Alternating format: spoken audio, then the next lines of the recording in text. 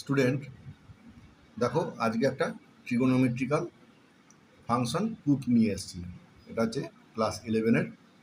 দিয়েছে কি cos 20 degree plus sine 20 degree by cos 20 degree minus sine 20 degree equal to tan 65 degree. এটা আমাকে proof করতে হবে।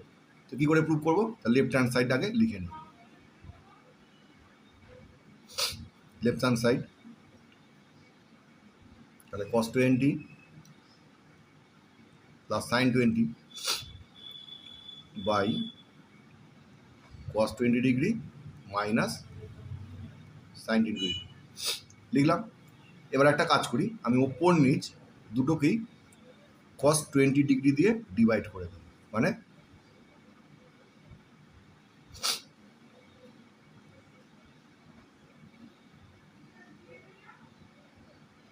হলো তেমনি নিচটা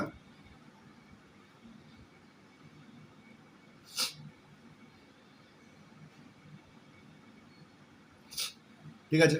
আমি এরমভাবে লিখলাম। তাহলে কি দাঁড়ালো? এটা বাই এটা আমি এবার ভেঙে নিচ্ছি, প্লাস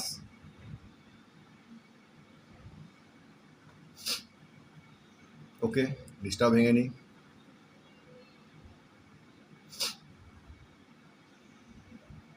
মাইনাস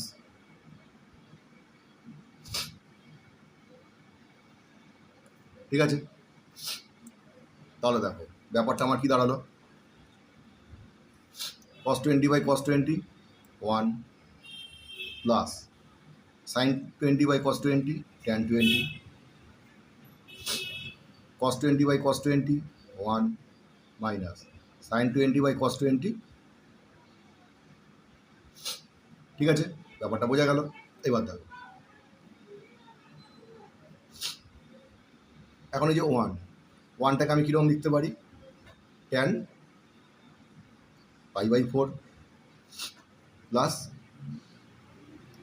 tan 20, এই ওয়ানটাকে কিছু করলাম না, মাইনাস এখানে একটা ওয়ান আছে আমি ধরে নিতে পারি 1 ইন্টু tan 20 মানে 1, সেই ওয়ানটার বদলে আমি কী লিখছি, tan pi by 4 into tan 20।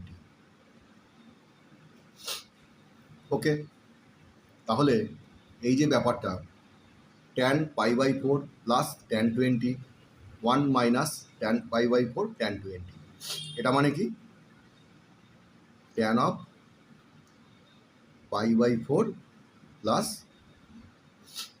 20। tan pi by 4 মানে কি, tan পাই বাই 4 মানে 45 ডিগ্রি প্লাস 20 ডিগ্রি। তাহলে আমার কি দাঁড়ালো, tan of 65 degree equal two right hand side. Okay.